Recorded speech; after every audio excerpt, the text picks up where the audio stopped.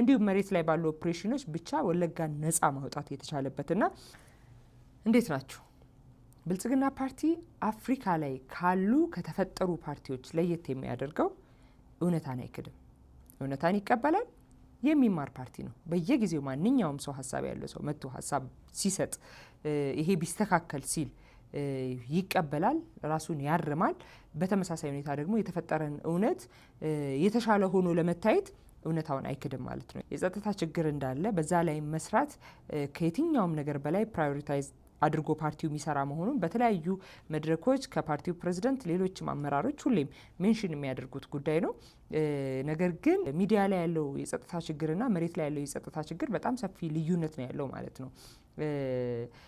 ከፍየሏ በላይ ነው የምትባል አባባል አለች እና አንዲት ልጅ ፍየሏ ሞታባት ሌላ ያሳዘናት ነገር አለ። በጣም አምረራ ስታለቅስ አባትየው ይሄ ለቅሶ ከፍየሏ በላይ ነው ያለው ነው የሆነው ማለት ነው። መሬት ላይ ያለው የጸጥታ ችግርና ሚዲያ ላይ ያለው በጣም ይለያያል። በተለይ ደግሞ ኢትዮጵያ ላይ ባለፉት 7 ዓመታት በከፍተኛ የጸጥታ ችግር ሲፈተን የነበረ አካባቢ ወለጋ ነው።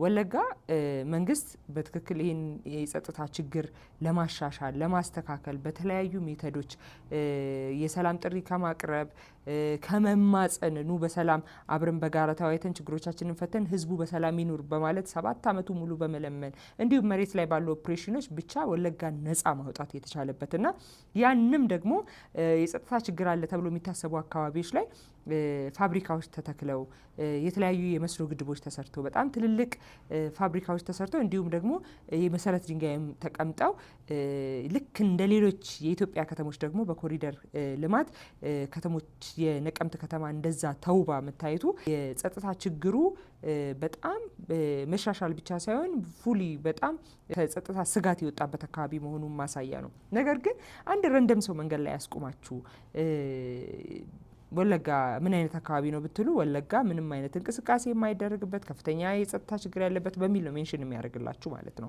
ስለዚህ የጸጥታ ጉዳይ የፐርሰፕሽን ኢሹ ነው ማለት ነው።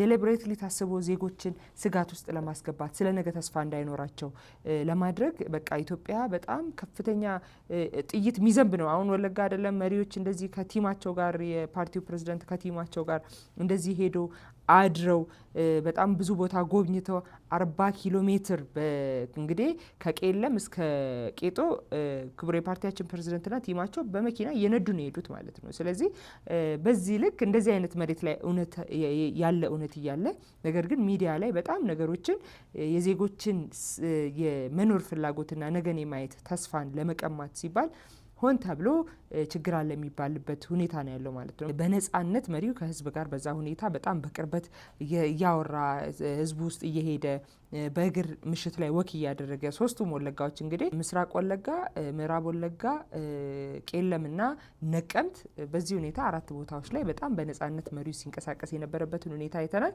ነገሮችን ቆም ብለን ማየት ምክንያቱም አዲስ አበባ ላይ እኔ አንድ በራሴ በግሌ የሰራሁት ጥናት ዝም ብሎ ረንደም ሰዎችን ማስካርጌ ኢትዮጵያ ላይ እስኪ ያለ ችግር ምን ይመስላችኋል ብዬ ስጠይቃቸው አብዛኛው ሰው የሚያነሳው የጸጥታ ችግር ነው ይመለሱልኝ።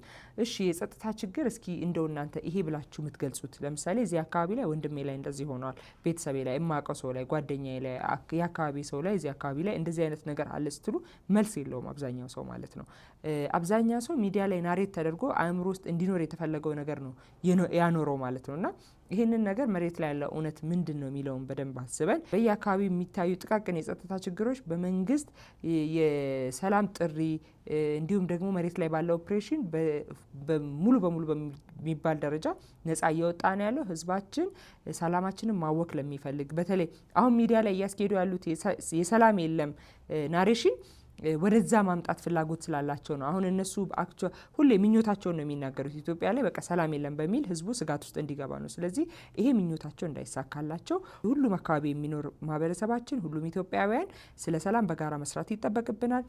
በተለይ ሰላማችንን ለማወክ የሚሰሩ የውስጥ ባንዳዎችንና የውጭ ባዳዎችን በደንብ ልንከላከል ይገባል። ኢትዮጵያ ሰላም ናት የሚለውን ግን ከሁሉ በፊት ማሰብና ማመን ይጠበቅብናል ማለት ነው። ይህንኑ ለማለት ፈልጌ ነው። አመሰግናለሁ።